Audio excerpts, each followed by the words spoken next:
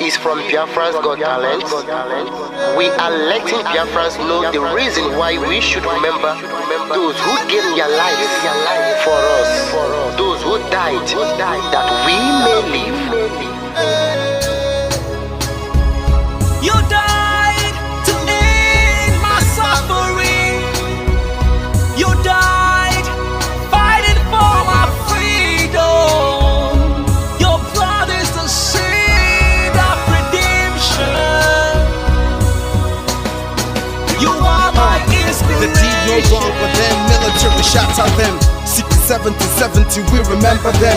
2016, 38 May, memory still lives in our mind till today. Wonder why they refuse to publicize the genocide. The world media turn blind eyes to our plight. It's time to arise, land of the rising sun. Let's rise one more time, let's rise. Yo, we will never forget our fallen heroes, those who gave their life for us. Onitsha massacre, Ipocha massacre, Aba massacre.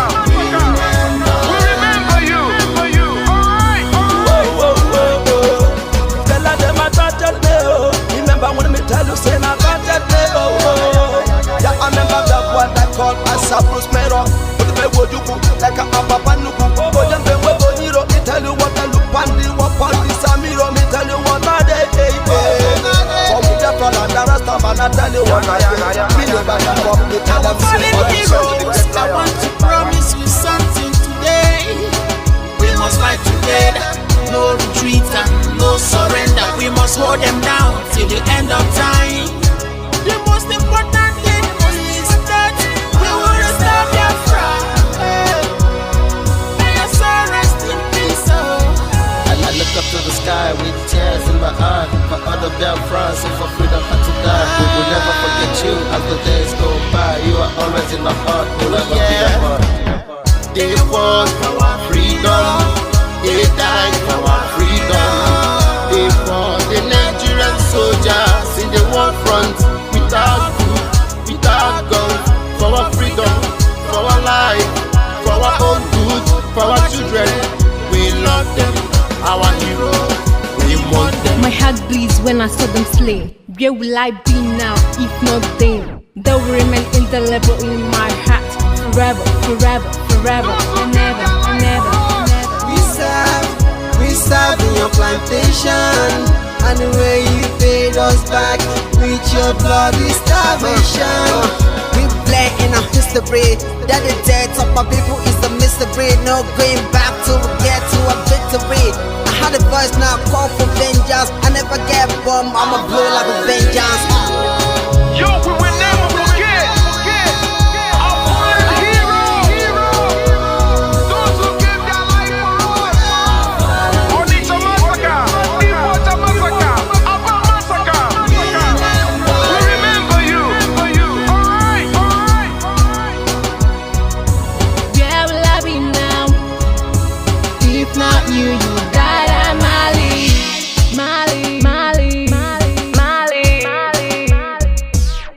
They were starved to death because of our freedom, and they paid the debt for our freedom. Flag high for those that died in the genocide, fighting for you and I. There is pain in the heart, we bleeding inside, tears in the eyes, so I'm falling here. This is for my fallen heroes. Give them a motivation, people. It's like I'm looking at myself in the mirror. Cause to be a cast, I need to be a nurse. If we did not retire, They paid the ultimate price. They died for me, for the freedom of my unborn child. We live for the legacy. Yo, we will never forget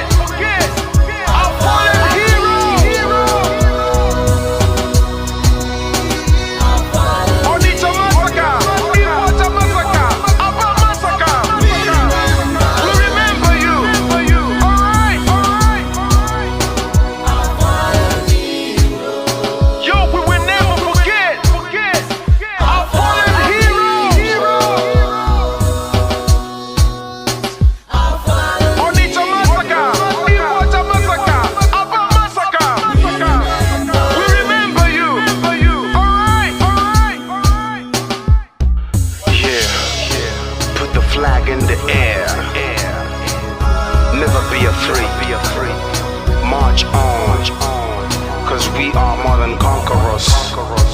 Yeah, you know what it is. We must revenge, and we must stand to represent who we are.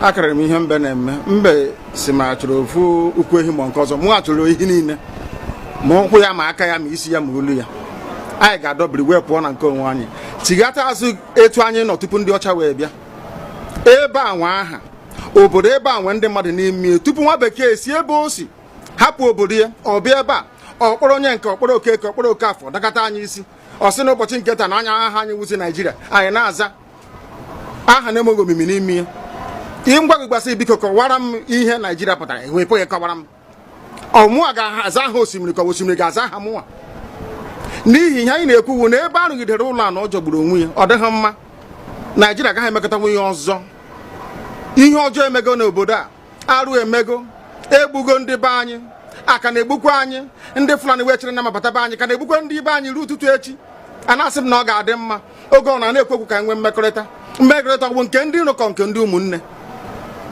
ha egosighị anyị ọtụtụ mgbe ha kpọrọ anyị asị onye ajụrụ ajụ na-ajụ onwe ya ha jụrụ anyị aja ama njụ onwe anyị agbanyeghị na anyị nwe ngwa ahịa n'ugwu Awụsa agbanyeghị na anyị na-azụ ahịa ebe niile dị iche iche na-eme nke ọma kama onye ghara ndụ kpakụ onye ire rie n'ihe ọ Ndụbụisi ka anyị na-ekwu okwu ya ka anyị cheghata azụ ebe a ruo obodo anyị ka o wee maa mma wee karịa obodo ndị ọcha na mma ọhịa anyị na-arịọ nwekwe n'ugwu nwee nkwanye ugwu n'ime onwe anyị ọnwa anyị pụọ n'iro a na-etigbu anyị pụọ n'iro ekwu okwu asị ọ bụ gịnị ma anyị ji wee ekwu okwu ụmụ ihe ndị a ka anyị sị na anyị agaghị anabatakwa ya ọzọ akụkọ akọrọ anyị bụ na ọkụkọ na ewu agaghị nzukọ ụmụ anụmanụ a na-emezi mgbe ọbụla a chọrọ ịchụ aja ejiri ọkụkọ maọbụ ewu chụ aja mgbe ọbụla a chọrọ ime ka Naijiria dị n'otu enwe ha na-eto esi wee kpam akpụrụ ndị Igbo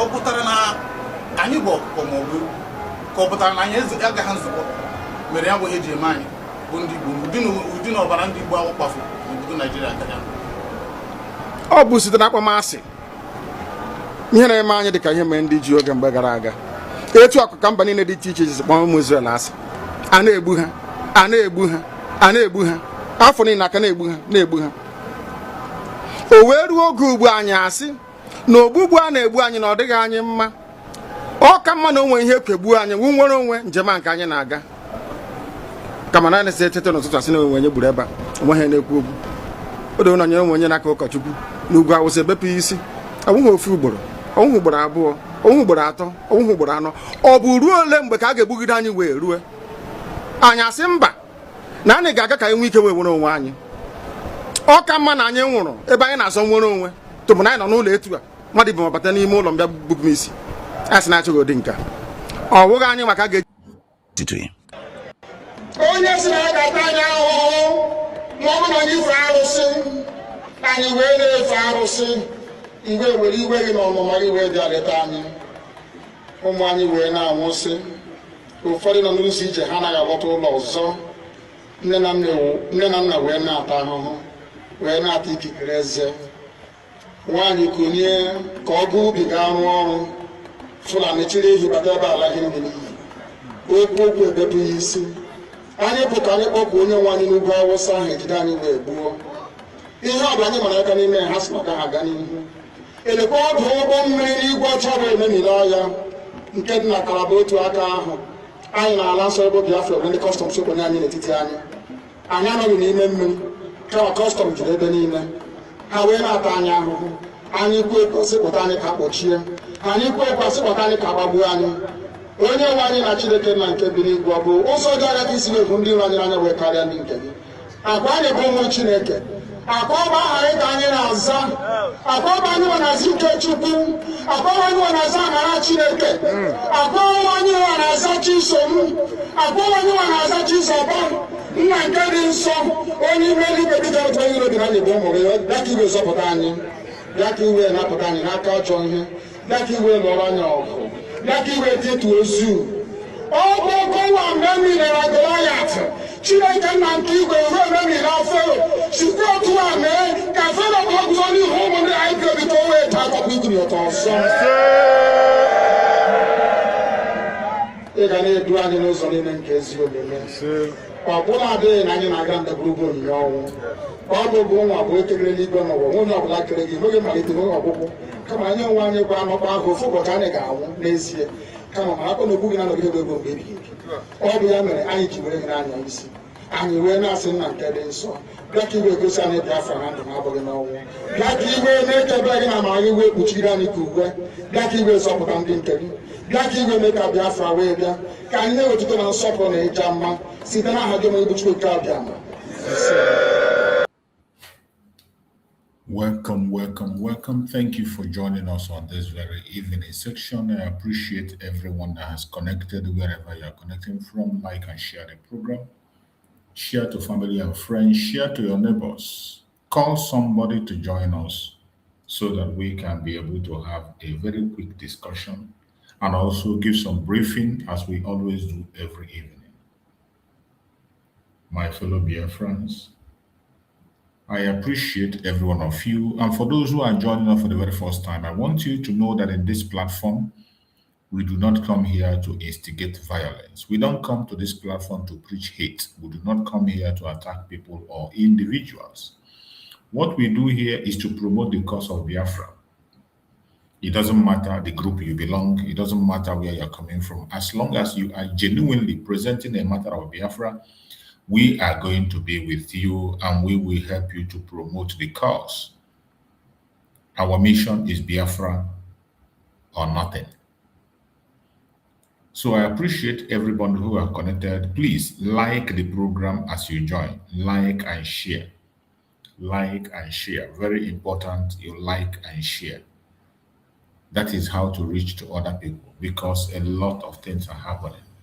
A lot is happening. Biafra land under siege. That is our discussion this evening. Biafra land under siege. Deception, diplomacy, the detention of Nnamdi Kanu. We will continue to speak and we will continue to express ourselves at every opportunity that we have. A lot of things are happening and we must not keep silent and pretend that these things are not happening. There is no way we can keep silent and pretend because what is happening in Biafra land today is terrible. Every day new things are happening. But the most painful is that today our enemies are using our brothers and sisters to fight us. We are the enemy of ourselves today. Look at all the attack that is going against Biafrans today. It is Biafra against Biafra. Finally, Nigeria has been able to manipulate some of us. And today we are the one fighting the battle for Nigeria against Biafra. The manipulation is so big that in all front, it is the Biafrans fighting against Biafra. While the contraption called Nigeria sits back and watch. While the Janjaweed sit back and watch. They have succeeded in this manipulation today. If you come to defense of our Biafra land, the people that is fighting against the defense of our people today is the Biafran people themselves. Igbo people, Igbo Biafrans speaking Igbo. They are the people that are fighting against the defense of our land. The Liberation Army of Biafra today. The people that are going against, you see them on video. You see these paid agents. These enemies of Biafra, you see them on video, making video all around. And they do it in the open. They are not hiding themselves. That is why I say today, we are the enemy of ourselves. The Janjaweed have been able to manipulate some of us. And today, some of us are in the front line of the attack against our freedom. The Janjaweed have employed them to work on their behalf. And they are doing it. They are doing it brazenly. They don't care. It is a very sad situation. Very, very bitter and sad situation. In defense, they are the ones fighting. The same thing you go in diplomatic level today, it is the same Igbo Biafrans that are the ones fighting diplomatically to see that Biafra does not come. You don't tell me that you have not seen the meeting of Bianca with the Israel representative. When you see that picture, what do you see? When you hear that news that Bianca today is moving forward to go into diplomatic talk with Israel, the same thing she did in Finland. You know, when Nigeria tried to fight us in Finland, they tried to stop us, whatever. They did everything they want to do, but they could not succeed. They tried everything, they could not succeed. But at the long run, what happened? They sent Bianca Ono, who claimed to be the wife of our eternal leader, Dim Odbogojukwu. Bianca Ono was the one that was sent. And Bianca Ono was able to manipulate Finland, reach agreement, and they took our prime minister. Today, that same Bianca Ono today is meeting the Israel ambassador today. Is meeting the Israel ambassador, organizing meeting, organizing talks. They claim it's a diplomatic discussion against the Biafran people. And you think that Chukwu Okame was silent. Chukwu Okame will not be silent. Chukwu Okame will not be silent.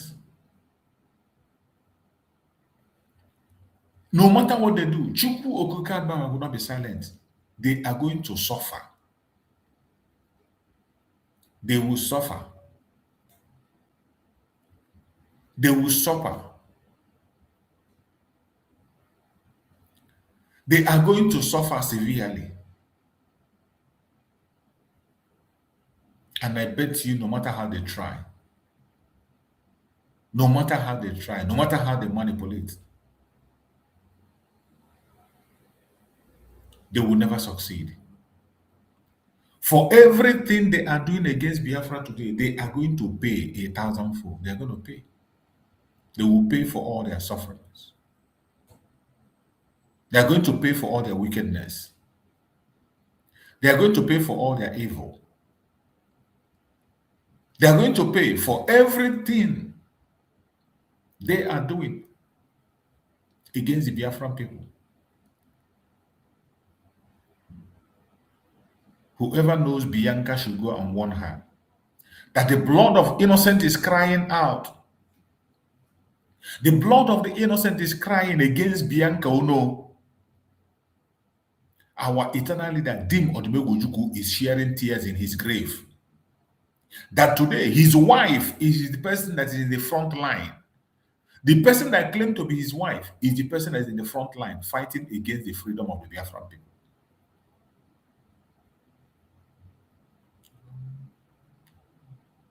We will never, ever be silent. We will never be silent.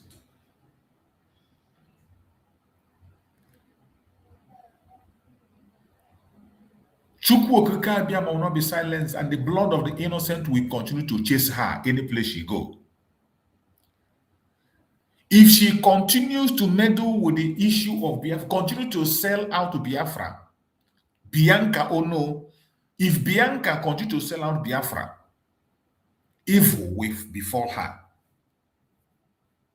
Evil will befall her, because this is appointed time of the freedom of the Biafrans. The innocent blood that have been shed are crying. The parents of Nnamdi Kanu, who lost their life in the course of this journey, they are crying. Our eternal leader, Dim Odumegwu, is sharing tears in his grave. General Effiong, who said that his children will not be silent, we will fight if this continues. Wherever he is, he's bitter. All our Biafran soldiers, our children that died in that civil war, their tears has reached heaven. and Bianca Ono, if you do not stop meddling in the issue of Biafra, because of your selfish interest, because of the love for money, you are doing the same thing your father did. Your father was a betrayer. Your father was a saboteur. Ono was a saboteur. He sabotaged Biafra. Ono was a saboteur. The same thing your father did is what you are doing today, Bianca. The same thing your father did, sabotage the freedom of the people, sell the Biafran people. Today, the daughter is doing the same thing. Chukwu Okike Abiama will never forgive all of you. If you don't repent, what is going to come against you, you cannot survive it. I bet you. If you don't repent. Anybody that knows her, she'll go and tell her to repent. Repent and stop meddling in the issue of Biafra. If the only reason why they employed you is to use you against your people and you shamelessly continue to allow yourself to be used, the wrath of the gods will come upon you. And when the wrath of the gods come upon you, you will never survive it. The blood of the innocent is crying. The blood of the children, young children, whose life we are taken away suddenly. Millions of children that died during the Civil War. They are crying, they are sharing tears. Our brave soldiers, who has no monument on where they are remembered. There's no inscription anywhere where our fallen heroes are remembered. They are sharing tears. And their blood will speak on the head of Bianca, wherever she is, if she continues to meddle in the case of Biafra. The blood of the innocent will speak on her head, and she will never ever survive what is coming. Chukwu Okike Abiama owns this very struggle. Chukwu Okike Abiama made this appointed time. Chukwu Okike Abiama made it possible for us to come. No human being born of a man can stop it. No matter the deception of the Nigerian government, the manipulation, the paying of lobby, they lobby right, left, and center. They have lobbied in the United States and they failed. They are still going to fail in Israel. Israel is not Finland. Israel is not Finland. The state of Israel is not Finland. The same way you paid $9 million and you failed in the United States, you will still fail in Israel. Wherever you are in Biafra, anytime you kneel down, continue to mention the name of Bianca Ono. When we kneel down to pray for Biafra, mention the name of Bianca Ono, that if she does not stop meddling in the case of Biafra, the wrath of the gods should fall upon her. If she repent, the gods of the land should take their decision and judge righteously. But if she continue to stand in the way of the Biafra, let the gods of the land strike her. We have suffered enough. We don't want any more delay. We don't want any more setback. If Bianca continue to stand on the way of the Biafran people, let the gods of the land strike her. That is my prayer. And every Biafran should say, he say, and continue on this prayer. Because we have wasted a lot of life. We have shed a lot of innocent blood. The blood of the innocent is crying. The parents of Nnamdi Kanu, wherever they are crying. Our eternal demon is crying in his grave on what his wife is doing. Millions of children that were murdered in cold blood in Biafra land are crying. Ikonso is angry wherever he is. Ikonso is angry. Our brave soldiers who lost their life in the course of this journey, they are angry. And we awaken their spirit this evening. We awaken their spirit to go to war. anyone that continue to jeopardize the cause of this freedom, be you man or woman, more especially those who are disrupting the struggle politically, directly, who are coming out openly, more especially agents sent diplomatically to come and disrupt us. All those agents, may the gods of the land fall upon them.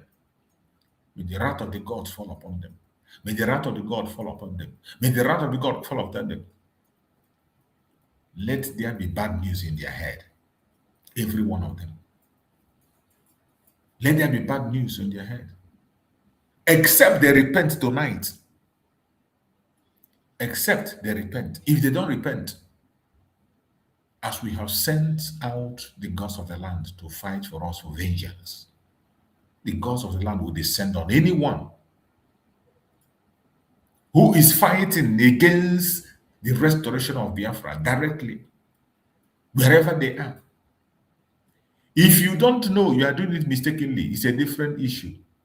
The gods of the land will open your eye to know that you are doing the wrong thing.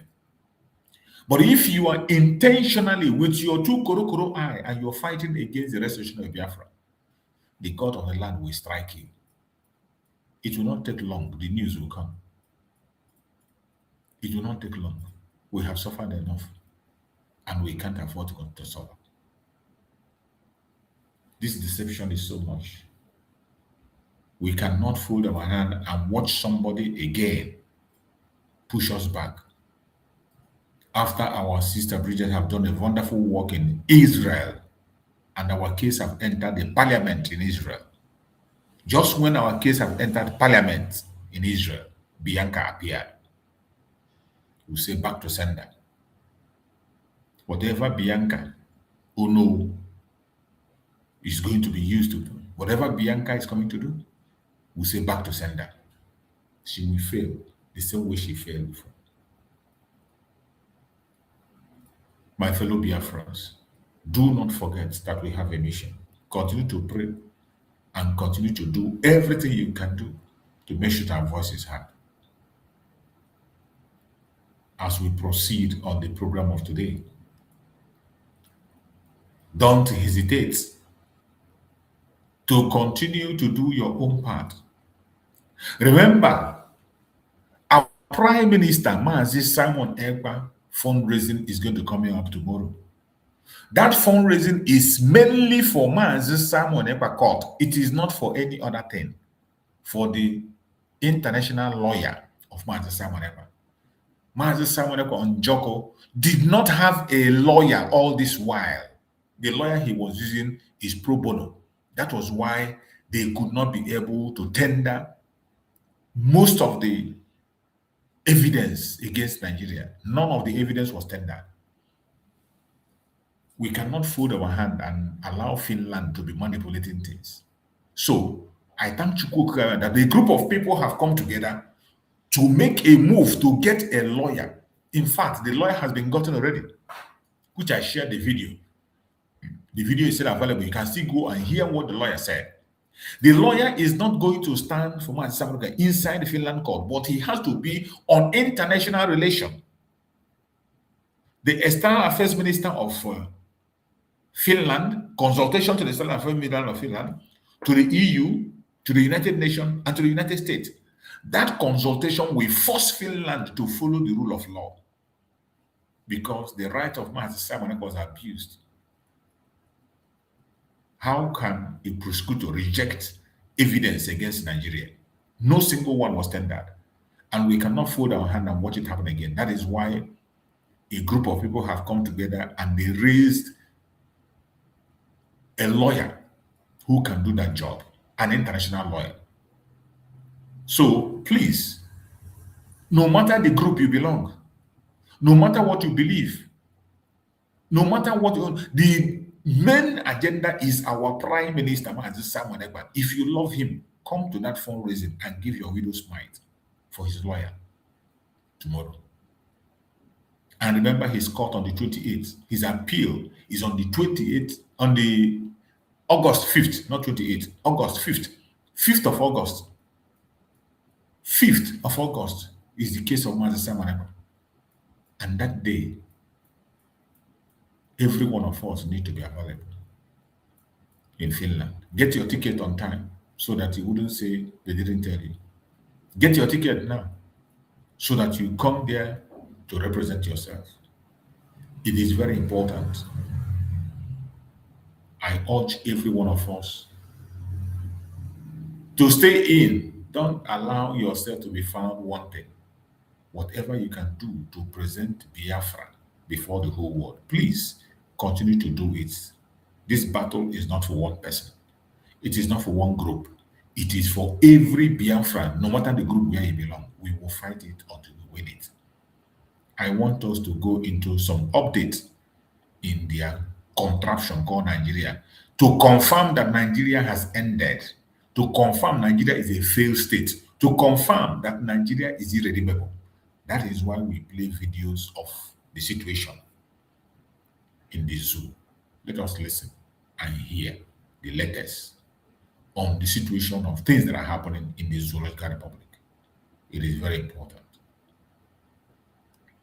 From Adamawa State, where families are grieving after Boko Haram insurgents launched a deadly attack on Madagali local government area, this time striking the hometown village of Adamawa State Governor Adamu Umaru Fintiri. The assault occurred late on Tuesday night around midnight, leaving at least 18 to 27 people dead, with dozens more affected. Among those killed was a cousin of the governor Fintiri himself. Several houses were touched during the attack, and many residents fled to nearby villages for safety. They came into our community and pretended to be military personnel. Shortly after, some followed on motorbikes that started shooting. We need strong gun because these people, they have a strong gun. And our boys here, some of us are not sleeping. We are hurrying, we are going about in the bush. I mean, this is the fourth attack in Madagali in just 5 months, following incidents of these, attacks in October, November, and December of 2025. Security forces describe it as a joint operation by Boko Haram and ISWAP, both of whom continue to use the Sambisa forest as an operational base. Governor Fintiri visited the affected community on Wednesday to assess the damage and console grieving families, condemning what he called cowardly acts of terrorism and vowing to restore peace. I mean, Dr. Bati, 4 attacks in 5 months on the same local government area. I mean, this doesn't seem like a coincidence. It appears to be a pattern. And, it demands for more, than just condemnation from our government officials. I mean, it demands more action. I mean, we're seeing the governor's family also attacked. The governor's village also attacked. This is coming nearer home day by day, the security forces. And like I said, I'll continue to highlight these insecurity that is plaguing our nation for the security forces. I believe this whole week alone, every single day there's been a death story in Nigeria. When are we going to rest? When is that going to stop? Which underscores the seriousness of the problem that we face. Whether you are a king or you are a village head or you are an ordinary citizen, nobody is safe. Which makes the case a strong case for this call for state police and strengthening the security agencies in the country so that they can do much better. There's something that the military have just launched. They call it Operation Savannah Shield, which is supposed to be a combination of all the armed forces, doing a lot more in terms of. But this kind of story is tragic. So tragic. I mean, the average thing you can do for a citizen or for any community is the security of lives and property. People can no longer sleep peacefully in their homes, whether it's in a war. I think yesterday we had a story from or it is from any other part of the country. And I think that the security agencies have their work cut out for them. And now we have a new Inspector General of Police. The primary duty that he will have will be to fulfill that mandate under the Police Act and the Constitution of ensuring the safety of lives and their property, and for government to give them the necessary resources to be able to do their work. We commiserate with all the affected families. and the state governor. But the thing to do is to make sure that Nigerians can feel safe, which is one promise that President Tinubu has made. Well said, Dr. Abadere. May their souls rest in peace. 27 people in Adamawa State. Can I just make a point based on the reports that the man said? He said something around the weapons that these terrorists use. He was saying that if only they had better guns that could match the weapons they came with. And that makes a case for who is funding the terrorists. Where are they getting these sophisticated weapons from? We've talked about the porous borders, we've talked about proliferation of arms, but I believe that we cannot have the conversation around fighting against terrorists if we don't go after the financiers. Yes. If we don't go after those who are funding the terrorists. Because as everything. long as there's a lifeblood for it, where people are able to buy them more sophisticated weapons that sometimes even the Nigerian military has, then we will continue to have this issue. So we cannot just say, we want to go against them. Let us go after the big ones, the ones behind it. I think that's just mentioned that. And then, like Dr. Mattis said, State Police, the governor himself said, we're going to fix this problem. He cannot do much. He's the chief security officer, but cannot do much. So hopefully this is the case for the northern governors to really come on board and support State Police. Yes, these are not just headlines. 27, these are our Nigerian citizens. 27 people died on Tuesday. Unfortunate, really. May their souls rest in peace. Meanwhile, in Benue State, U.S. Christian missionary Alex Baber has released a 5-minute video accusing the Benue State government of corruption and sabotage of private humanitarian efforts. Baber claims that after personally funding and supervising the reconstruction of 35 homes for survivors of the June 2025 Yawata massacre, the state officials attempted to block him from rebuilding the village market, insisting on an inflated cost of 300 million naira. In a now viral clip, Baber states that the Commissioner for Humanitarian Affairs, Awando Wase Kunde, publicly dismissed his work, claiming only 18 uncompleted homes had been built. Let's take a look. Mr. Kunde, instead of commending and praising the work that is done in your state, you spit. You intentionally lie about the work that has been done in order to discredit what we've done. You are talking of 36 houses. The best of my knowledge, the last time I was there, he raised 18 uncompleted 18 houses a year. You know that it's been more than 18 homes. If you've been to Yawata, you know that the work has been ongoing for months. And at this point, dozens and dozens of homes have been completed. But then you want to tell the news and you want to lie and try to discredit. And say that, last time I was there, only 18 homes. Well, you must have not been to Yawata in months because today it's 41. The very work that you yourself refused to do.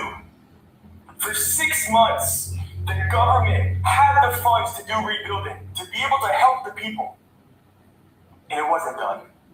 You sat on the money that was supposed to go to the ones who lost their families, who were massacred in the night, who now have no home. And you chose to do nothing. And we come, we do what you guys refuse to do. And your choice is not to uplift and to praise, but to spit on what we've done.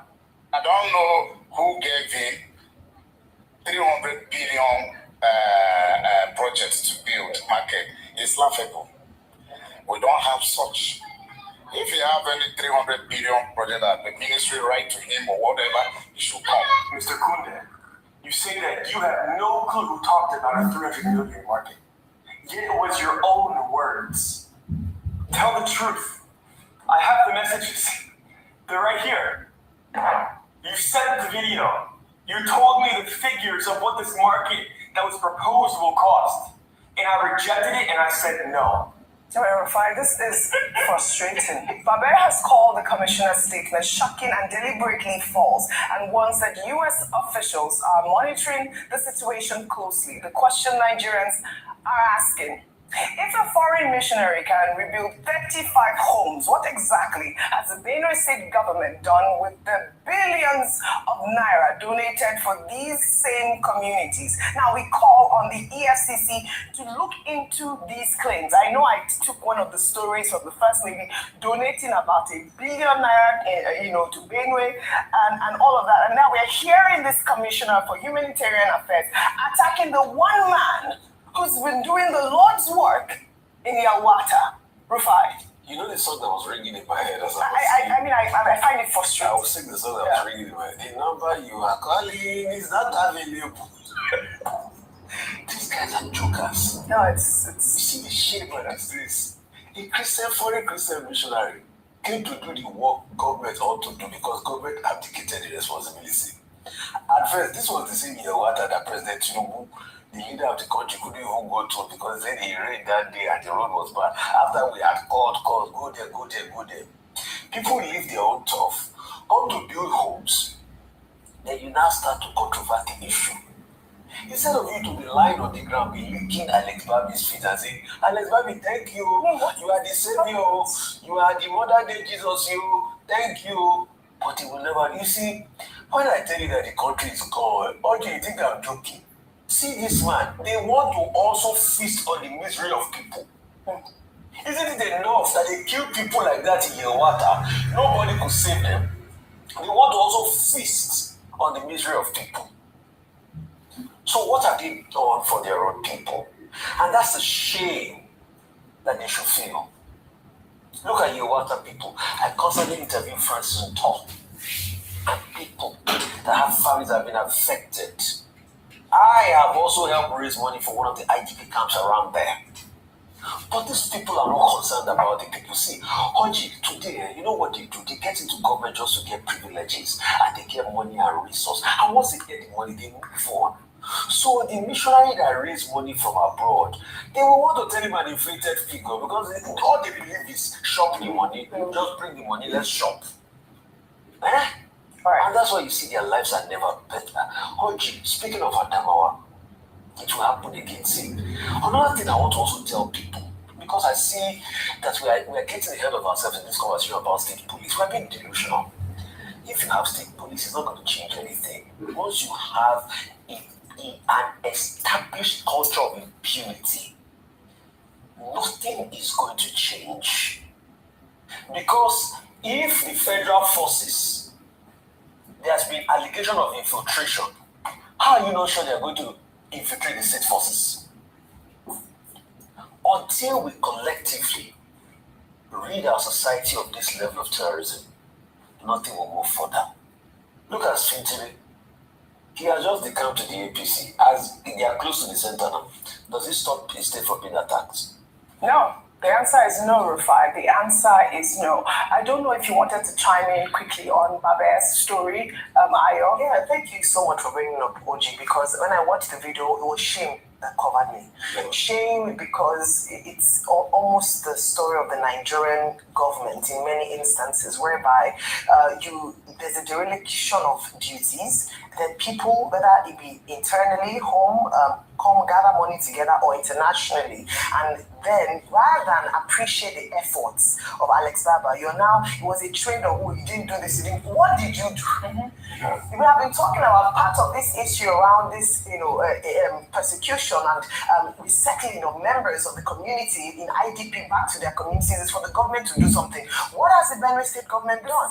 Not only has the president's wife donated, goodwill donations from different quarters. Yet these people are still in deplorable conditions in IDP camps because their government has failed them. Then one individual who has rallied support comes to be, whether it is one house, you are there making fun of a house or 20 or the number of houses based on the inefficiencies of government. I think it's a shameful period for the government. It actually did more worse than good. And I'm glad that this man, they should not think this is Nigeria. They come with receipts. They have evidence of how much money. And he said even has phone conversations to buttress his point around, the conversations with the Benue State government. It is sad, and they do need to be probed. They need to be probed and investigated, not after the tenure, the lightening of the tenure, but right now, so that everyone who is culpable in taking advantage or leveraging people's disadvantage will be brought to book. Wickedness upon wickedness. All right, Dr. Matthew, you wanted to say something, but I wanted to say the more important part of that statement by Alex Babi is where he ended. He said to the government of Nigeria, yes, stop the killing. Yes. And he asked 2 questions. When will you start helping the suffering people of your country? This is the question. When are you going to do the right thing? This is Those are the 3 statements with which he ended that. Well said. I mean, important questions. Very good questions. And, we call on the EFCC, like I said, to investigate the amount of money that has been put into Benue State alone. Now, we'll take another story now. Well, a dramatic series of events unfolded at the FCT Police Command and Wuse Zone 2 Magistrate Court on Thursday as a woman identified as Tracy Nicholas Ohiri, who accused the Minister of Works, David Umahi, of owing her 250 million naira and making unwanted advances towards her. She sought to recover her funds, was arraigned on defamation charges. In a statement posted by activist Omoyele Sowore, the court granted her bail. But what followed was a troubling display of alleged judicial interference, with her case file mysteriously disappearing from the court registry, armed mobile police officers arriving at the premises, and attempts made to transfer her to a custodial facility in Kefi, Nasarawa. Well, let's take a look at the chaos that unfolded at court premises.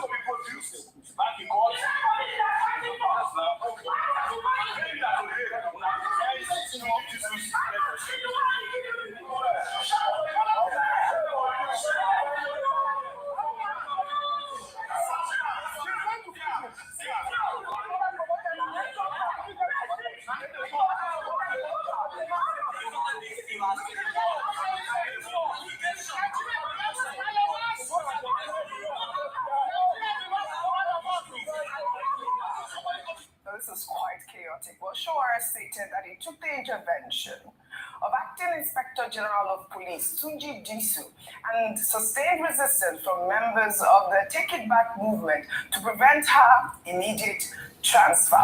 Well, meanwhile, Ohiri addressed members of the media, laying bare her allegations. Let's take a look. After 1 year and 8 months, I started asking him for my payment. While I'm asking for my payment, David is asking me out.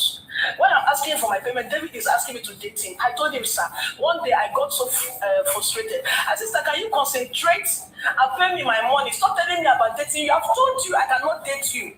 He became angry and hung up on me. The next thing, he sent me a message which is on my phone right now by David Omahi's number. Everybody that knows David knows this same number. He sent me a phone, an SMS that I insulted him. I will teach you a lesson for insulting me. I can show it to the whole Nigerians. I can show that text message to the whole Nigerians. And you know the shocking thing? The most shocking thing I've ever witnessed in my life is David Omahi.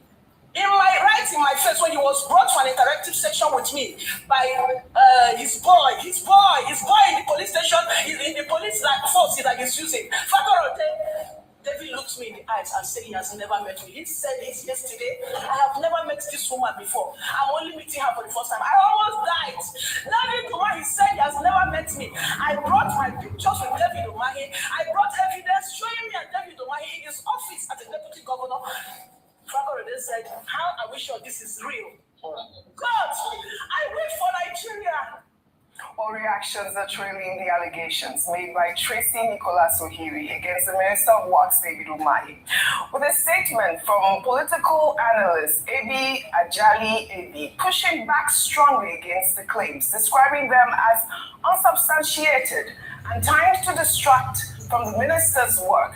The statement questions why Ohiri waited nearly a decade to go public, arguing that a legitimate debt of that magnitude would have been pursued through the courts, not social media. And I'll read an excerpt of his statement there. He wrote, "Let us break this down systematically. 1.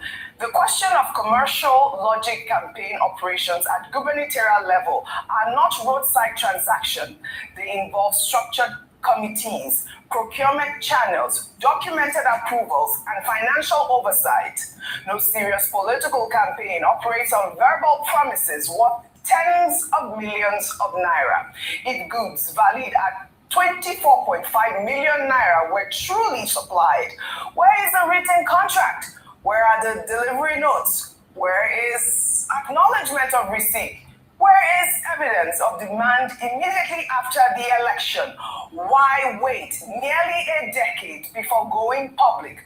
Why election time? Business transactions of that magnitude do not survive on memory. They survive on documentation. The claim that such supplies were executed without advance payment or legally binding agreements stretches credibility beyond reasonable limits. Well, the statement went further to warn against the growing trend of, using viral videos as substitute for legal process, and calls on Nigerians to distinguish between genuine whistleblowing and what it describes as weaponized publicity. Dr. Abati, I just had to sum up the whole conversation that has been trending on social media. On one hand, we see Showere going to, try to help this woman secure her bail.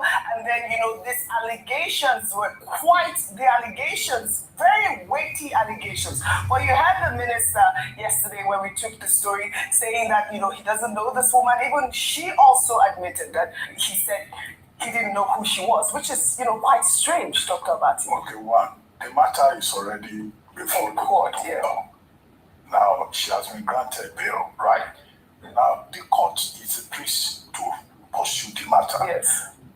Parties involved need not resort to self-help.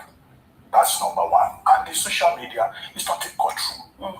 In fact, to take a matter in court and be fighting it on the social media may amount to, just taking your matter into your own hands. You go to court, and the court will only make a decision one way or the other based on evidence that is provided. The ABAB guy that wrote the statement on it, he also has a point when he says this is a commercial transaction. If you are being owed money, then you pursue it. Now the figures are even confusing. In some reports, you will see 24.5 million. In another report, you see 304 million. I think you mentioned 250 million. All those details are things that can be sorted out in a court of law. Now, there is the gender narrative there. Marry time too well. He came to my room. Dr. Martin, watch this video. No, I think, she's a married woman. Yes. So what is she doing in a hotel that another man will tie to well and come to her room? Those are the questions a lot of Nigerians are asking. These are questions that will be sorted out that lawyers can argue about. So, and then this gender card that will play all the time, many people will take a decision on the basis of that. If you are aggrieved, if you have contractual issues, if transactions go wrong, the place to go is a court of law. Okay, Rufai has his hands up. Dramatizing it will amount to contempt, either in the face of the court or away from the face of the court, especially Rufai, go ahead. Doctor. 2 minutes, Dr. Rufai. This is straightforward. It's not a straightforward something. We'll break it down for you, doctor. You see, what are you breaking down? You cannot decide let us talk. Doctor, you will know. Let's break it down. The bone of contention here is the high-handedness of what? Of the security authorities. You remember the case of what's it called? What's his name now? as well. It was the high-handedness we talked about. You charge her for defamation. There's civil and criminal. What we are saying is you charge her for defamation. They came to bring her all the way. Then they put her in front of the police authorities and put her in front of my. And they started to humiliate this woman. It was when they were doing that, she called in Shuwore. And when he What do you mean humiliate? I don't know. They were shouting, they were talking down at her there. I saw her attacking the minister. No, they were talking at her. That was why he was leaving afterwards. Okay, I didn't Yes. the video. This had happened. I saw her like This had happened a day before the court happened.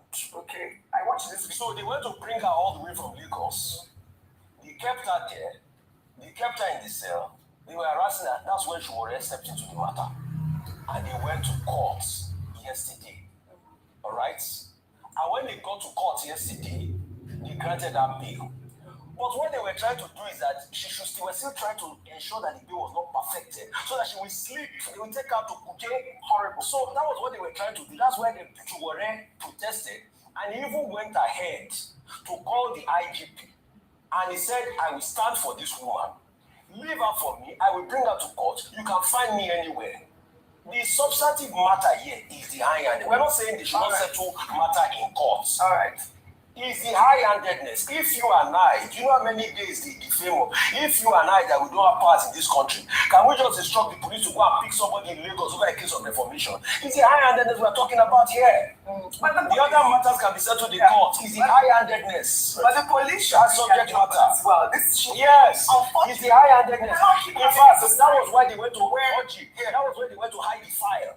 Because after they granted that bill, they wanted to ensure to psychologically demoralize him more and even more, that they didn't perfect the bill. That's why at the point, when we were saying they went to hide the file, that was why he fought and he stood still. That, you've granted this woman, let this woman at least go. They said no, they had even brought in police reinforcement to be able to take the woman to Kuje. Let's allow it. It's normal procedure, and you have to perfect the bill. It's normal procedure. But the one we're looking at, yes, what from the video you showed, OG, what we're asking for is professionalism and fair treatment across board, irrespective of who you are, and that nobody should use their office to intimidate any Nigerian. And unfortunately, we've seen this happen a number of times. There are too many examples to mention, some of which we have talked about on this show. Look at the Risco treatment, look at the Daily Rotimi case and all that. Yes, the woman would have a day in court, but what we're saying is that in the process of that, let there be fair treatment and no intimidation. And on the fact of the gender card, I have to speak because I'm a woman. It's not every time that the gender card is played. And to be fair, both of them are married. So if she's married and he's married and they're in the hotel room, both of them have questions to answer. It's not because, a married woman, both of them were married. And in this instance, and I don't want to go into the substance because, of course, I can mention it's in court. But in this instance, she's saying that his denial of ever meeting her is what she's questioning and saying she has evidence. Maybe she should post the pictures up and let's see just how close just how close they were, because what did she show? I would like to see these documents. I don't have them. Show the text. I don't have the digital exchanges. Let's just message that was alright, that is in court. Yes, that doesn't concern you. But the higher limits are concerned. Yes, that's what we are talking about. But at the end of the day, can you really say it is the Umahi that asked the police to transfer her to Nasarawa? We don't have the details. Why are we pointing fingers at the Umahi? I just want that they were to go and bring. No, but that was bring her to the court, but not to the. It is based on Umahi's petition. They went to go and bring the woman first and lock out before they took her to court. That's what we are saying. Professionalism of the police. And I'm glad that Mr. Shores talked about this and how we must address this. This is part of the professionalism one. Yes, they will just suffer this woman for nothing, even for sure. I'm not saying she's right or wrong, but I say let's do things right. The Lord's work is doing right by the citizens, like he promised, like the boss that he is. I mean, this is an unfolding story, and we will continue to follow up on it. I mean, we have lost a lot of time, but I guess we can head over to Delta State now, where in a rich celebration of heritage and culture, Nigeria's First Lady, Senator Oluremi Tinubu, was conferred with the chieftaincy title of Utukpa Orishe. of the Warri Kingdom by the Olu of Warri, His Royal Majesty Ogiame Atuashe III. The chieftaincy title is also known as Ogbone, meaning Light of God, in recognition of the First Lady's service.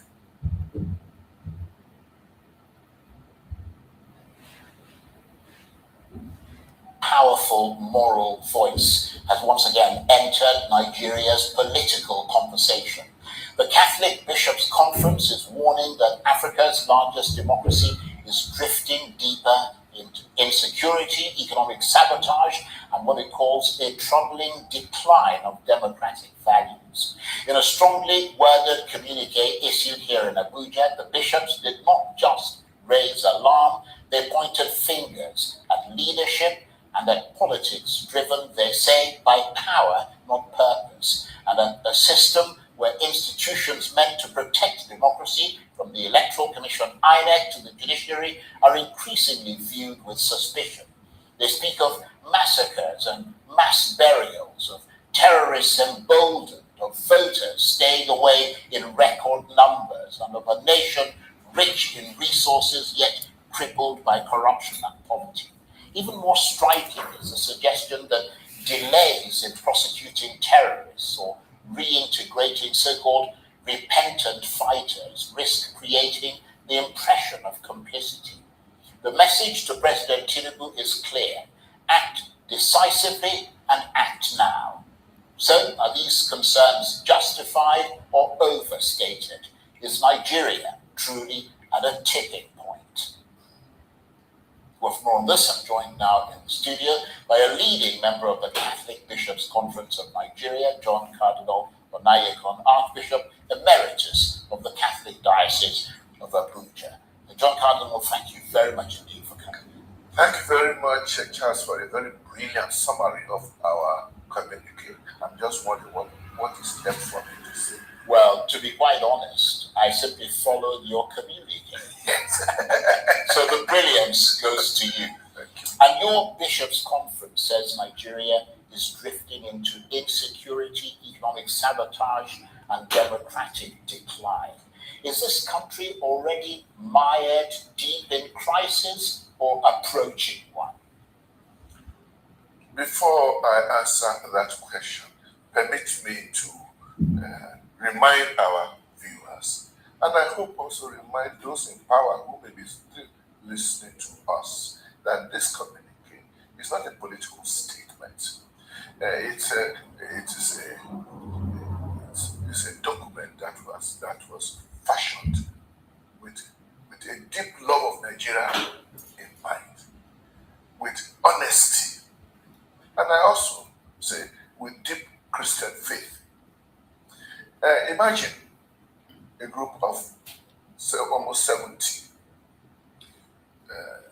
prelates from different parts of Nigeria and different ethnic nationalities who come together and are able to endorse this kind of community. And I believe that we believe that we are reflecting what is actually people are saying on the ground. Because bishops are on ground. I like to say we represent the people in what we say more than what's happening in the National Assembly, which is supposed to represent the people.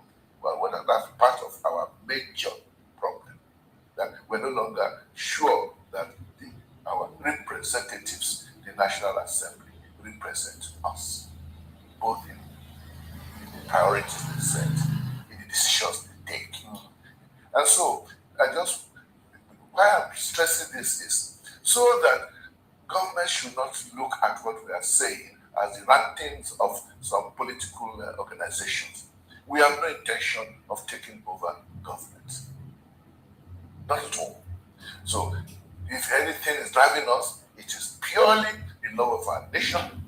And we have what we consider like a prophetic role, namely to speak truth to power. We don't speak carelessly. We don't speak carelessly, but we are not afraid to say to voice out the truth in clear terms, not to put down anyone, but to let people know this is what is facing us. I've been in this country now for 82 years. 60 of them I was quite aware of what is happening. And I'm not the only one who is feeling that this is not the country we lived in before. Not that, I mean, when we say not the country we lived in before, this country is worse than it was before, on many aspects. Of course, there are areas where they seem to be, there will be where we seem to see indices of progress and so on. But there are other areas too where we really are very sad. And I'm particularly sad in the area of the political institutions, right? Elections. We studied the data of INEC, and from 1999 until now, every election, voter apathy was going worse and worse and worse. And we interpreted that to mean people have no longer trust in the election. Well, let's take all these things systematically, because what you're saying, and I'm glad you put that disclaimer at the top, because a lot of people are very quick to, give interpretations that undermine the reality that you're essentially trying to bring, the people and the government into. Nevertheless, you said this is not a political statement, which is understandable, but your communique blames bad leadership and what it called a distorted understanding of politics. Tell us more about what you and your fellow bishops believe has gone wrong at the highest levels of governance. It did not happen in one day, and obviously it did not happen because of Tinubu. This deterioration and this deterioration has been going on.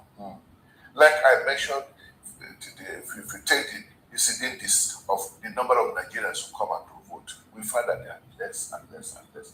The last election, 23% of registered voters showed up. Surely. You mean the last general election? The last general election, 2023. Right. That's what we are told from the INEC data, which means whoever emerges as winner has been elected by a very small minority of Nigerians. What kind of democracy is that? And I think those in power ought to understand, therefore, that we have to face how do we make sure that election begins to be acceptable by the people, popular by the people, people that will want to leave their home and go and vote for the election. And do you believe that the reason why there's such voter apathy is because of a loss of faith in the system? Well, certainly, first of all, some of the people were not even allowed to vote. There was a lot of there was quite a lot of manipulations. I still remember many young people making pilgrimages to the INEC offices for many, many days to collect this famous voters card, and were not able to get it. They come and they find, they showed up in a big house, in a big room full of businesses, full of voters cards, and they can't find your own. So many people were disenfranchised simply because of that. And then there were those who just felt there's no point going, because even if we vote, they are not going to count our votes. And I think it is not good for us. If we do not want democracy, maybe we should say it, pump and clear, and say, look, this system doesn't work for us. Let us look for another system. There are other systems. There are other ways of running government. Our tradition and other ways. And there are places where government is run by a family. Is that what we want to take? If we say we want democracy, we should be sincere. I think a lot of people would agree with you that when voter turnout becomes so worryingly low that democracy starts to lose legitimacy, basically, at that level. But the bishops speak of senseless massacres, your communique, and communities living in fear, even as you raise questions about whether the government is truly in control of the security situation in this country. And you suggest that there's a perception of complicity when terrorists are not prosecuted or are reintegrated. So in your assessments, the government is either complicit or soft on terror. Before I come to terror, permit me to go back a little bit. The last point you raised about the quality, legitimacy, right? Quality of elections, right? One would have expected that the National Assembly would be as anxious as its we bishops are, and as anxious as the rest of Nigerians are, for a review of the electoral law. But we don't seem to see that. Why do you think that's the case? Well, your guess is as good as mine, but I don't want to impute any bad feelings on them. But it obviously seems they seem to be happy with the status quo. Well, they would argue that they've actually moved the electoral laws forward, that they've added things that weren't there and improved on it. But not enough. If you read our communique, you will notice the areas we are referred to. For example, we refer to how do you ensure that an incumbent government that is also imparting the election, how will you ensure that that kind of government can conduct a free, fair, and impartial election? It is not rock science. Other countries have managed it. It also that is where we are saying that when the government in power controls every institution of the state, in order to have an advantage in this context that is between I don't know what, then we are not really serious about wanting to allow the will of the people to prevail. We will come to the more serious issue. Well, they're both serious. Yeah, they are both. So the other serious issue. For a long time, but when I mean a long time now, for the past 3 years, we keep hearing government telling us that they are on top of the situation. But what we see doesn't reflect it. And it's interesting and amazing when once we went to the villa to speak, and President Tinubu, we thank him, he gave us audience. And we raised the issue about security.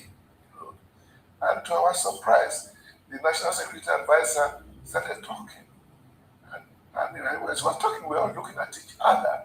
He said, and tell how much progress they have made, how successful they have made, how safe the country now is. We're asking, is that the same country? No. So we have been hearing this, the government feeling that they must, by all means, keep telling us that not only this is the best they can do, but this is the best we can have. It's a bit like Animal Farm. It sort of reminds you of Boxer. Yeah, but I'm glad sitting there and watching the pigs talking about. Our community raised this issue that we thank God. We commend the fact that finally, the government seems to admit that they really are not coping. Because the vague and the movements we are seeing about reaching out to foreign nations, they are trying to help us. Right. That means that we need help. But that craze is over. Well, I mean, you acknowledge some steps by President Tinubu, including declaring a security emergency, but you said the results remain grim. And I know that you talked about structural failure. We were expecting that when the declaration was made, that there's a declaration of emergency against insecurity, we're going to see a definite change of attitude. That the terrorists will be hunted down. Yes, put on the back foot. They'll be hunted down and removed from us. And that we begin to see some action. But we didn't see anything. It's only presidential declaration. Right? And then we we do not think that Nigerians are asking for too much. Yes, and of course this has to be, as you pointed out, multifaceted. It's not just one thing. It's several things that have to be done at the same time, which with the whole idea of it coalescing around the security emergence. We ought not to be living in a country where killings are going on, where villagers are not safe, where even the people in power are not safe. Because I challenge any of them to jump into his car and drive to his village without security.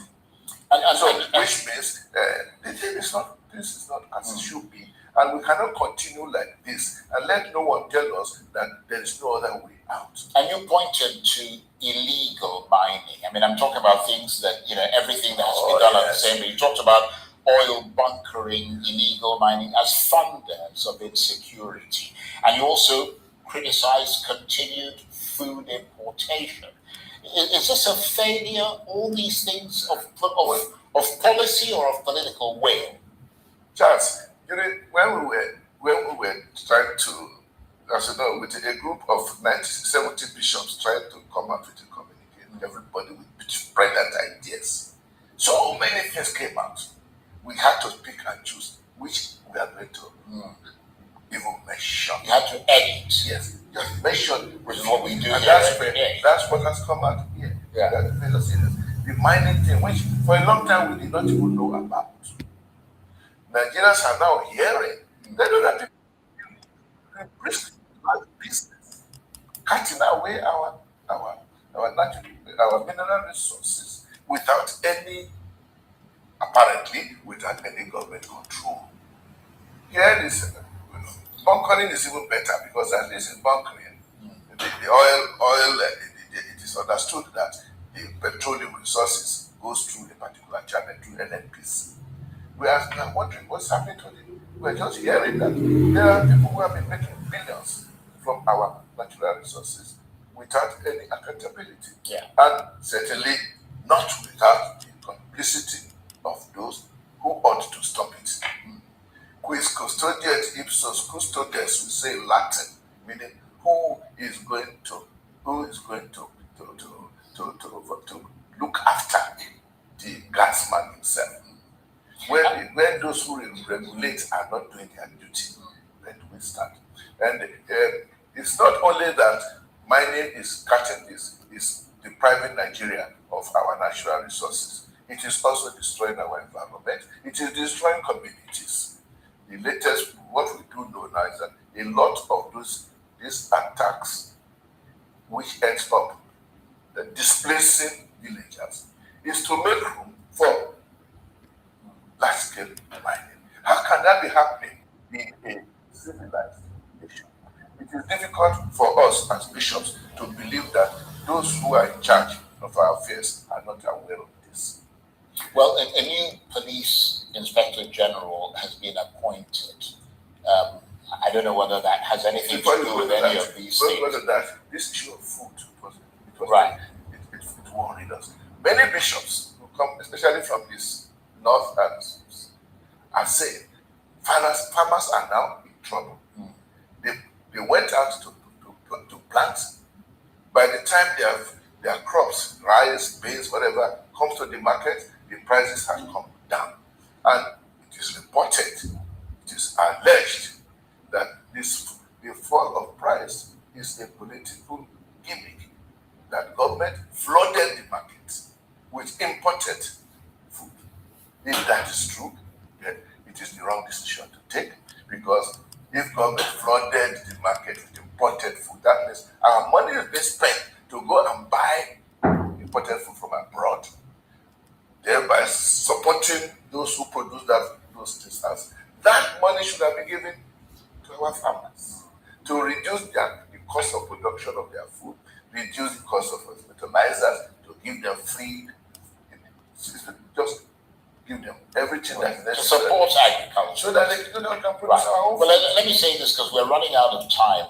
John, you were asking another question. John Cardinal, what I was going to ask you is this. If you had the president's ear tonight, what are the 3 immediate actions, or 3 or 4 or whatever, you would demand that he take tonight?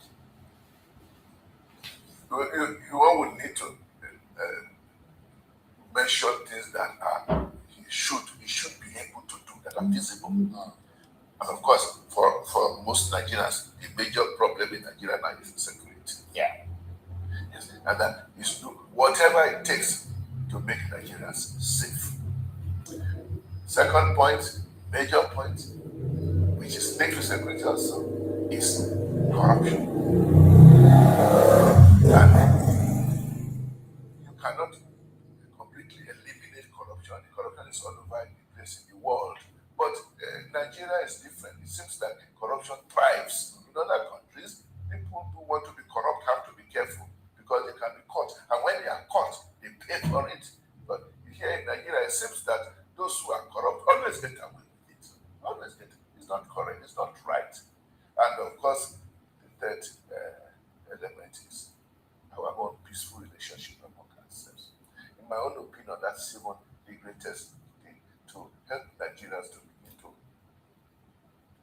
We have to get past religion, ethnicity, and all there has been too much polarization. Yes, I would agree with First was because of politics, but by this very nature, the politicians want to say we are better than the other group, and so the nation was split among.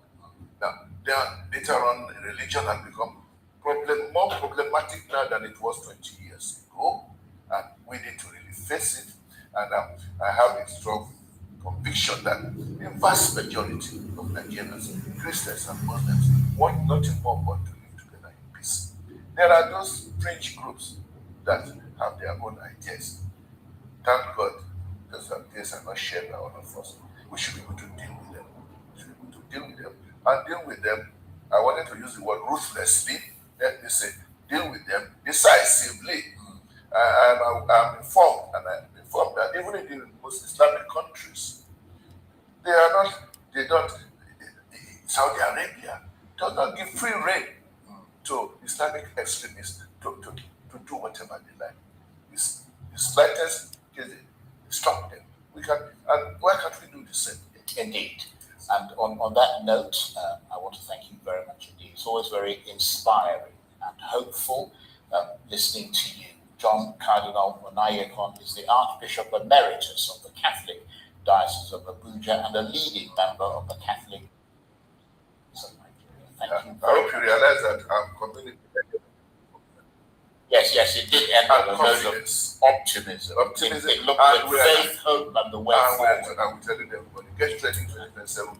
Come out in mass and vote. Right. And the message is that a better Nigeria is possible. Yes. Okay. Thank you very much. Thank you. That's it for this edition of Arise Prime Time. Join us again tomorrow from me and the 90.3 FM.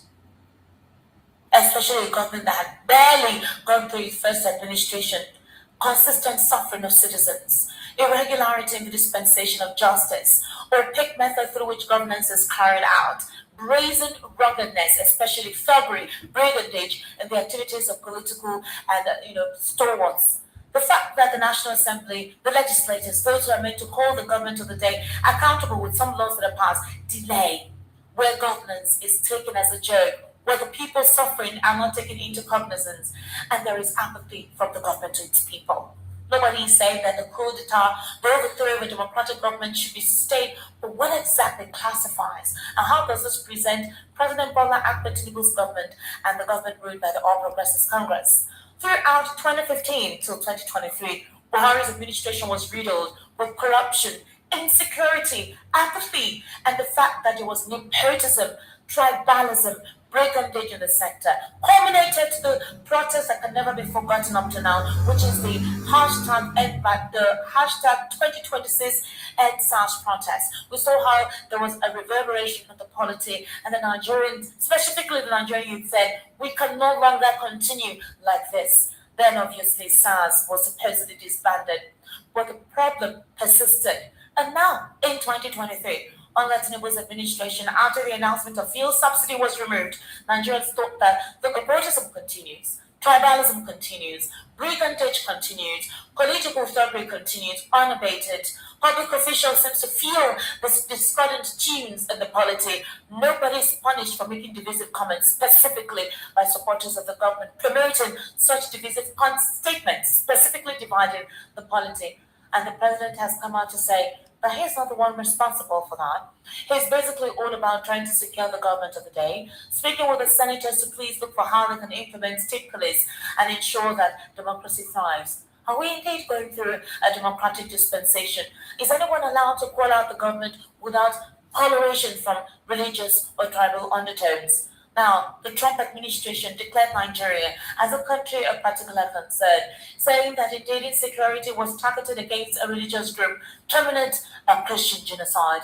They have submitted a report asking the United States government, based on the recommendations presented, that Sharia law must be disbanded. And obviously, the Muslim ticket is not the choice that constitutes a democratic dispensation, considering that Nigeria is a secular country. Well, the Arawa has actually written and said that Sharia law cannot be removed because it is something that is adopted by certain factions of the country or certain segments in the country. As you do know, however, the president is being called to say that possibly it is the administration that invited the Trump government to supposedly shed a spotlight where these terrorists can be called out and the president will be exonerated.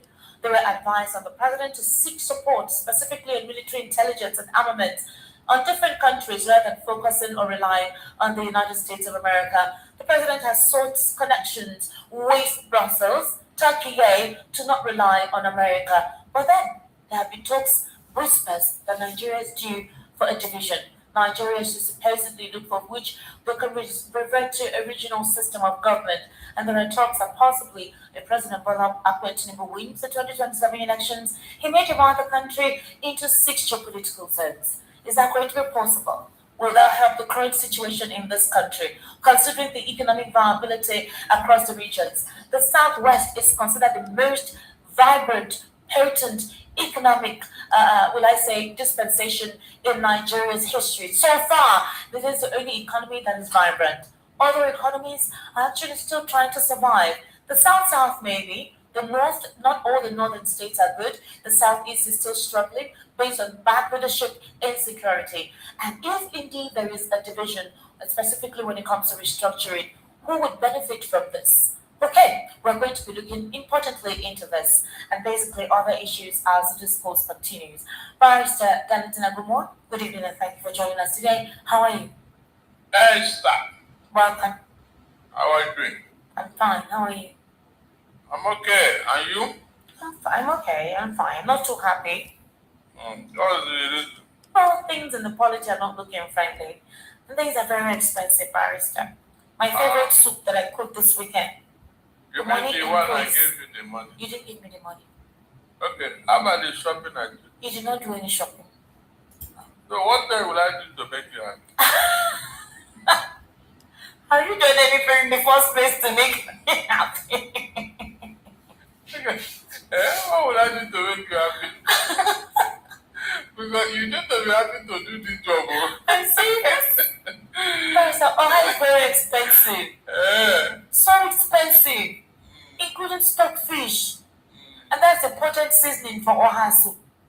I didn't find it funny during the weekend. I couldn't cook a big pot of soup because of that. Don't worry, I'll add more money this weekend. No, not that you will add more money. You've not brought money before. You will bring money now. No problem. I will write the check this evening. Check. I must write. It's just to transfer. No need to do check. In fact, your spirit is there. Talented everyone, thank you for joining us on the today. Yes, baby. How are you? I'm okay. Thank God another Thursday is here. Yes, another Thursday is here. And with all the bad news. Really? Now, is there any sharing from those states to Abuja to Erufai to... In fact, this country is like one wicked evil spirit. I'm taking over Nigeria. We're hoping that this dark phase will pass. Alright? We're hoping that this dark phase will pass. I pray it does not swallow Nigeria. Don't worry. Let's look at the situation about possibly having 6 regions. Will that be better than what we have now? It will not. Why do you say so? Before you can even do anything with your state police and whatever, you must clear this insecurity. These terrorists must leave Nigeria. Before you can do such a thing, there must be a stable society. Yeah. When you practice those regional government, didn't you see how Nigeria was? There was peace in all the regions. Is that not true? At the time. Good. And with this peace now, you saw how the regional leaders were competing to develop. They were competing to develop. When Nnamdi Kanu established a UNN in 1960, 2 years after, University of Ife followed. Then that Ahmadu Bello Zaria, you know, it's like a competition because there was peace in the land. But the situation you have today, where people don't want, in fact, where people don't like progress, Esther, would they allow you to make any progress? Do you think that when they see the Southwest making for, remember, when Jack Conde established the rail line, which they have paid for, to ease the transportation problem in Lagos. That was the year Buhari and Idiagbon took over, and they cancelled the contract. Years later, when they asked, he said yes, so that Lagos will not be developed more than Kano. You can imagine. So these are the issues. There are people that they don't want to see you make progress. They will never allow you to make. They want you to remain where they are. This is why some of us have been saying this union is not working. Even the white man that brought this issue, he knew that it will not work. That's why he said after 100 years, are we not past 100 years? So what is holding us? It's even worse now. The first thing is to call a meeting of the regions, especially the northern region, and say, look, the union is over. Can we go our separate ways so that this killing and all this, it will stop? So that you cannot be using the resources from the south to pay bandits and kidnappers and terrorists. Because 80% of the money that they are being used to pay them, Esther, where did it come from? No, tell me, where did the money come from? Is it not from the southern region here? So when you now kidnap yourselves over there, you can now use your own money to pay them. Maybe when you feed the pig, you know whether you will stop it or not. All right, Barry, so let's look at the top economic viable states in Nigeria right now. We have Lagos ranking at number 1. The driver for that is finance, trade, and tech. It has the highest IGR. You have the seaport, you have the airport. In fact, the train services, most facilities needed for Lagos to be a country is already provided. Okay, even to have trade with international counterparts. They even have their own agricultural sector, right? So they're thriving. It's also an accommodating state. It's also a state that for now is not going through what other regions are going through. I'm talking about pockets of unrest, okay? So there seems to be a sense of manageability in them. Another state that seems to be economically viable for now, basically because of oil being the main driving force, is Rivers. All right, you have Rivers, you have Akwa Ibom, you have Delta State, or your state, Ogun States. And in the north, basically, commerce and agriculture, and then obviously you have Kaduna, with its bioeconomy and transport, and then Anambra states. A lot of states are lacking behind when it comes to economic viability, what they can use to stay on their own, to survive on their own. Over time, states now co-depend on each other. And obviously the situation where the FAC allocation, obviously from the federal government, they have to now transmit down to the states compared to regions, whatever it is they're able to produce with their IGR, they use it to invest in their own regions. But right now, there seems to be an over-reliance on FAC allocation. There are some states that have become complacent, rigid, supposedly lazy, and becoming creative through which they can boost their economy. And some of those states heavily rely on some other states who supposedly do most of the work. Now, critics have alleged that possibly there's a plan of the president's administration.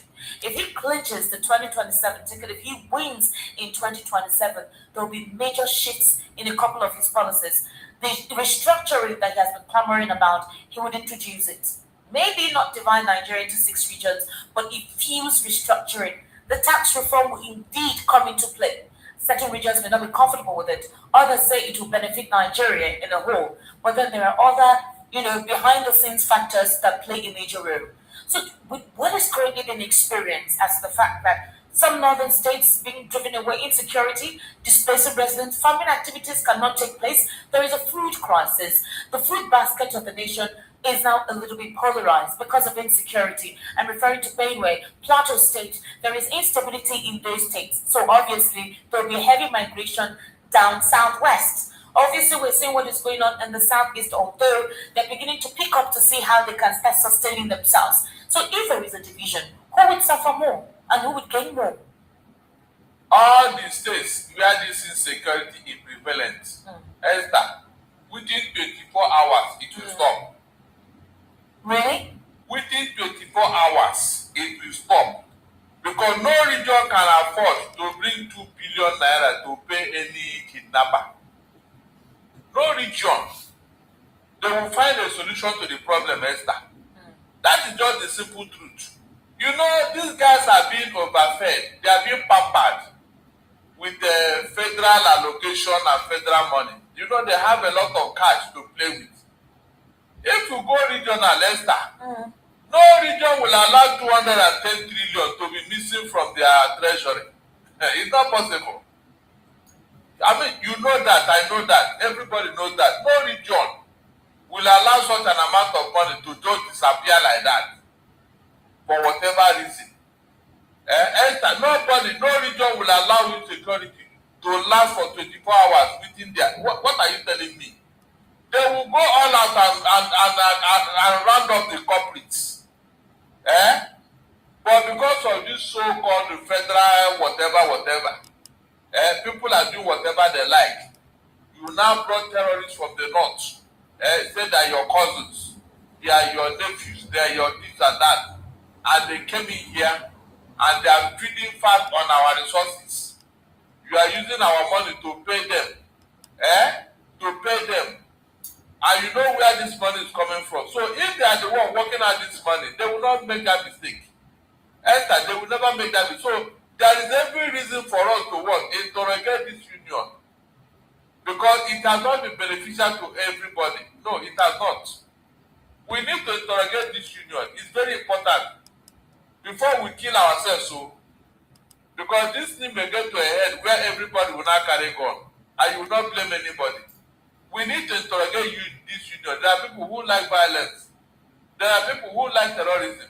They can go and do their terrorism wherever they want to go and do it. And leave us alone. I told you the story of Iraq and Iran. It is because of the violent prone Iran that Iraq had to ask them to leave their listen. They were together before. Go and check their history. So there are people that terrorism is in their DNA. Esther, no matter what you do, they will never change. It's in their blood. So how do you live with such a person and you expect to make progress? It is not possible. We should begin to tinker with this union. We don't need to go into another war. No, we don't need to. All we need to have a discussion. My friend, we have understood your culture. We respect your culture and tradition. We don't want to change your lifestyle for you. But we are saying that this your violent disposition. So in the question I asked you, where do you stand? Where do you stand? I don't told you here. I said let us interrogate this union. I asked that if indeed that happens, who would benefit? And you don't need to tell me who. Everybody will benefit. Everybody will benefit. Everybody. And with the current disparity, in our economies. Listen, leave the Southwest. Okay. You can develop like them. They are getting upper hand because they have their brother in Abuja who is bringing everything down here in Lagos. But they were developed before. They were developed before their brother went to the city. before now, Lagos used to be the federal capital. Okay. Everybody used it. That was how all these seaports and airports were used. Okay. Was it the Yoruba that used it? The answer is no. So this is already here. There's no way you can carry the airport on your head and say, go and dump it and that. It's not possible. All right. So everybody will benefit. All the other regions need to do what? Catch up. Since these people are already enjoying this, maybe when the population in Lagos reduce and go to their different states, the revenue that is coming in will reduce equally. Yes, it will reduce. It's not people that are contributing this money. It's human being now. It's human being. All the economic activities that is being carried out in Lagos. Mention any other state where it is being carried out. Mention. But you do know that we are now codependent on each other. For example, if you want to import, you must come in through Lagos Port, through the Lagos Port, through the Lagos Waterway. The regions will most of the viable airports, mostly here as well. The regions will create their own hub, their own port. The whole world is surrounded by sea and the ocean. You create your own. Dubai. How do they make a? Don't you see Dubai? It's a desert area, yes.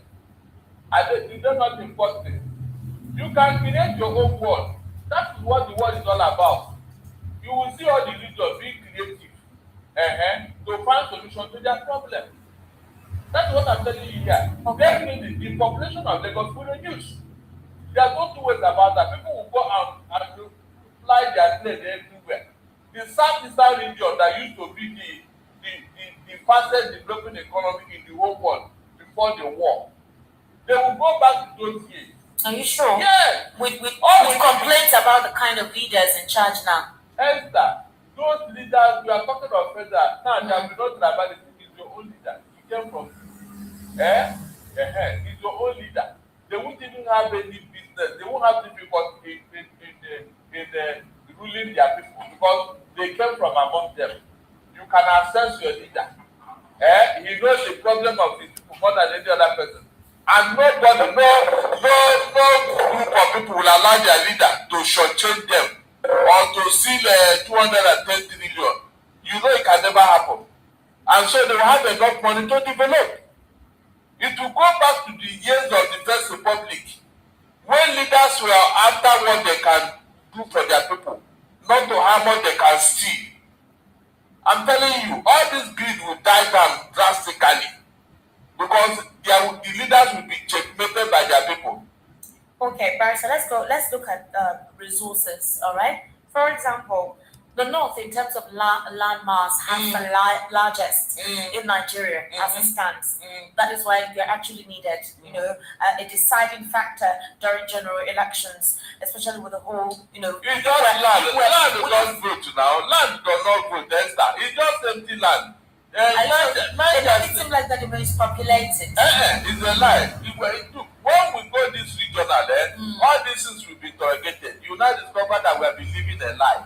Okay, Esther, we have been living a lie over the years. The northern region. Ask yourself, why did the Kwakwan so run to Jonathan and tell him, look, if you want second time, tell the person on the way not to do that census you want to do. Esther, is it not because Odumegu wanted to expose the fraud because census in Nigeria? People wanted to conduct a census. I don't know where that was told. There was even a census committee set up. I think this was last year. I don't know what happened. You know why these terrorists are being brought into Nigeria? So that they will be counted as among them, among Nigerians. As long as you can speak one language or the other in the north, you are not a Nigerian. Ask yourself, why are they coming into this country? As part of us. So that when you do the census, you will count them. They will not tell you, did you not tell you that we have the numbers? And you will not have, you will not but agree. But when we go regional, nobody will tell you to count yourself. We are not interested in how many you are. It is what you can produce that is the issue. Like Niger State, I have told you here, it's the size of the entire Southwest. Esther, can you just imagine? One state, one alone, one state, the size of the entire Southwest. Where do you start? And there are just 8 million in population. 8. Esther. Is that what you are counting as what? Entire South have waste in size, in land mass. So they are just wasting resources. And the land on its own, when you come to means of production, land is the resources. Yes, land that says have all this land, yet they are not doing anything with it. Rather, it has become a heaven for terrorists, a heaven for kidnappers, a heaven for Boko Haram, Iswap. Because there's a lot of land they can occupy. Empty land on government spaces. That is why this thing is very prevalent in that place. One state that is the size of the Southwest, do you know what it means, Esther? You are talking of Lagos. You are talking of Ogun State. You are talking of Oyo. You are talking of Ekiti. You are talking of Ondo. One state, one. And you are telling me that we don't need to readdress all these imbalances. All right, let's look at the northern region and what they're very rich in. They are rich in solid minerals with significant deposits of gold, iron ore, in columbite, limestone, and various gemstones, emerald, sapphire, ruby, and tourmaline. I'm talking about the northern region. All right, so when it comes to precious metals and stones, you find them in Kebbi, Kaduna, and the northeast, emerald and sapphire. Now, if you notice, these states are the states currently going through serious unrest, where residents and originals are being displaced. Now, in industrial and metallic minerals, iron ore in Kogi, Bochi, tin, plateau, Bochi, columbite, and tantalite, Kano, Kogi, lead and zinc. Obviously, you know what's going on in Plateau State. You know what's going on in Kogi State. When it comes to construction and energy minerals, limestone, Gombe, Benue, coal, Kogi, barite in Nasarawa, marble, and gypsum. You can find that in those states. Now, we know what's going on in Benue. We also know what's going on in Nasarawa State. Most of the states have mineral resources, deposits, very rare, very beautiful. The recent recommendation given by the United Nations, or rather the United States, by, what's his name? Mr. Riley Moore, and a couple of others, they say that it is the illegal mining in the north, particularly by the Chinese people. Obviously, they get protection from the Fulani militia. They thereby displace the residents so that unattacked, unmanaged, unwatched, they get to mine the resources in the states. You notice that all these minerals, obviously there are allegations that the state governments are aware of it. These miners take the money, take the resources, then obviously they share the money amongst themselves. It's not deposited at the Federal Allocation Center, that is at the Treasury. But oil in the Niger Delta, gas deposits in the southeast in Imo State is being shared by all. So the question is this: if we go regional, do you think that the states, these regions, will decide to tell these persons to go, or they'll utilize the proceeds for their government? Of course, because in that First Republic, because of the landmass in the north, they were giving us food. They were using that resource. You know, remember the famous Granite Pyramid in the north? That was what they used to build the Ahmadu Bello University. I told you here that land is the resources on its own. You can use land to produce, in fact, anything. So with this number of natural resources, the north ought to be one of the richest regions in this country. That is the laziness we are talking about. Oil have made them lazy. They have 83% of the oil well in Niger Delta. And so because of this privilege, they forgot to now mine the resources in the north. They kept it maybe for their own children for future use. Meanwhile, they are depleting the resources in the south here. This is the reason why we must interrogate this union.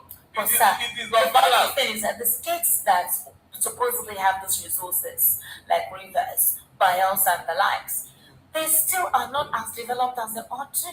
Is that what they're not as developed as they ought to. They get them done, yes. You see residents complain of the deplorable state of living. If you go to Warri now, you see the states there in Bayelsa, even in rivers, deplorable states. So if we have those resources, basically, how come the states are not matching up? Really? Yes, it's serious. Go and listen to what was said on October 12, 1960 about these minorities. 11 days after independence, go and see the impression of a particular leader about the minorities. or how they are going to use and suppress them. They will never be their own, you know. Go is there in the internet, Google it. You now know why those places are where they are. And over the years, nobody is thinking of developing. Remember when you are using their resources. You can see now. So, in fact, it's a matter of time, Esther. You see this in their running, it will happen. Because the imbalance is so much. The deceit is so much. It's so much that it's a matter of time before things will get to a head. You cannot continue to oppress and suppress the people in this manner over their own resources. Meanwhile, your own resources, you don't want anybody to come close or touch it. You kept your own and you come down here.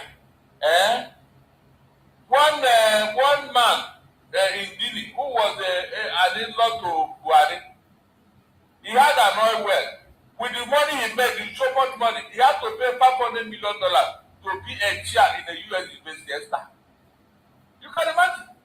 Just because he has free money to play around with. When they want to please you, they'll give you just one oil well. That human sold his own and made him $3 billion. And he came out to say he doesn't know what to do with money. I said, that Juma, when Obasanjo was looking for third term, he gave you one. And he sold it off and made a hell of money. And this is all around. All of them, all the big men, they made their money through oil well in the South Delta. Imagine 83% of the oil well in the Niger Delta belongs to the Northerners. What does that tell you, Esther? What does that tell you? These are issues that people need to interrogate.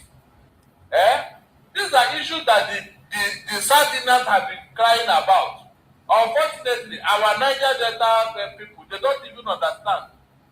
They prefer to remain where they are instead of fighting for their liberation and all that. They use them, and after using them, they dump them. Go and ask Kensaro Wewa, another Ijo men, what happened to them? When they were asking for resource control, instead of listening to them, they killed all of them. They killed them. And their people have not learned any lesson. So when the Igbo man is agitating through Biafra, there is a point they are making here now. We cannot continue to be working the work but put the job. Is that not what is causing problem?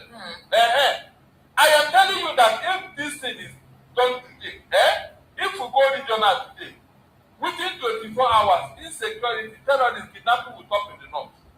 I said within 24 hours because they know that nobody is coming to pay them. Is it the leaders of the north that are responsible for this? They know what they are doing. That man, they kidnapped the daughter in Kwara the other time. Yeah. Remember what he said?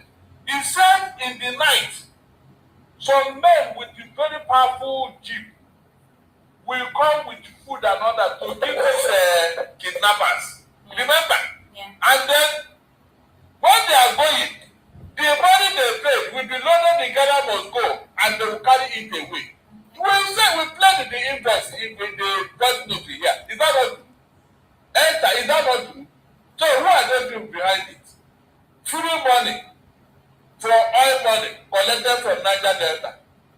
Instead of Hazari to be asking himself whether he will be here talking what is not. Thinking that they are going to give him a contract again. These are real issues that everybody wants to talk about. But that's the reality. That is the reality. You want to tell me that if the North are not benefiting, they would have remained in Nigeria till now. Is it possible? After all, they were the one who shouted Araba. They shouted Araba the first time. So what are you telling me? You mean this thing will continue like this? It will not do. Esther, if we don't do it, our children will do it. I'm not doing it. Our children will definitely do it. We can't continue like this. Last year, Indine pulled no punches when he delivered a withering criticism of this administration. Obviously, he's also in the administration too. He accused the administration of being lax in its approach to the country's mounting economic and security problems. And as he sees it, the real reason why the administration appears insensitive to the plight of the average Nigerian is because it has been fenced off and caged off by kakistocrats and kleptocrats. Accordingly, according to him, he said, the solution is for the president to wake up. open his doors and meet those who will tell him the truth.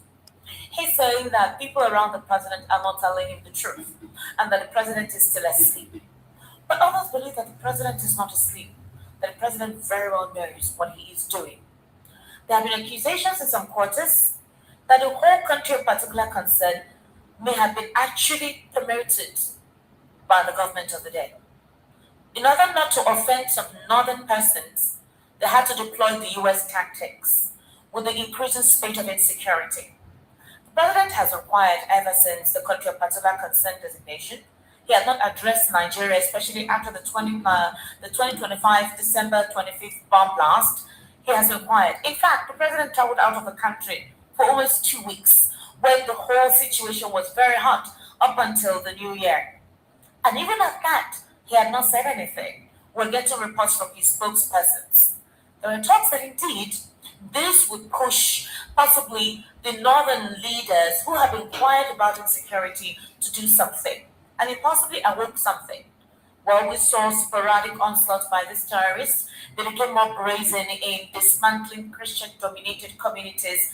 They even came and threatened about burning down 3 villages in Adamawa, whereby they disclosed that they would continue to do so if these Christians do not convert to Islam. They will pay with their blood or they will pay tax. But then a couple of persons feel that this is deliberate to supposedly cause a civil war in Nigeria.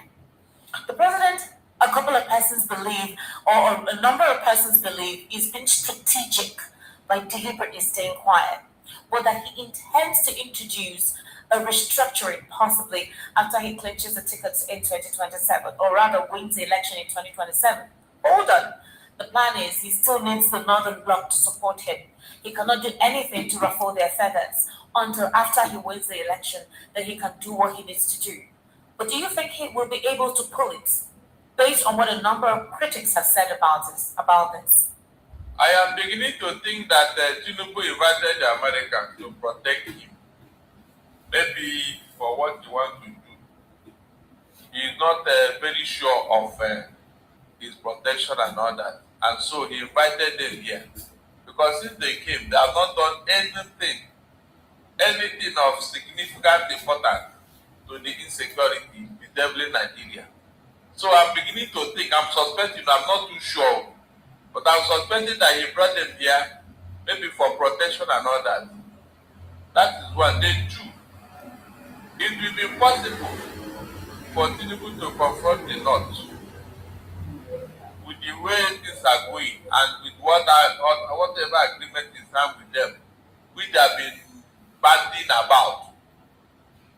You know, they are threatening him with the promise that it is not the promise you made, that is not the agreement we had, that they are not going to give him 65% of the votes again. You remember, yeah, they have said this severally. So, with all this, Tinubu may not be in the mood to confront them. Because if it's a strong...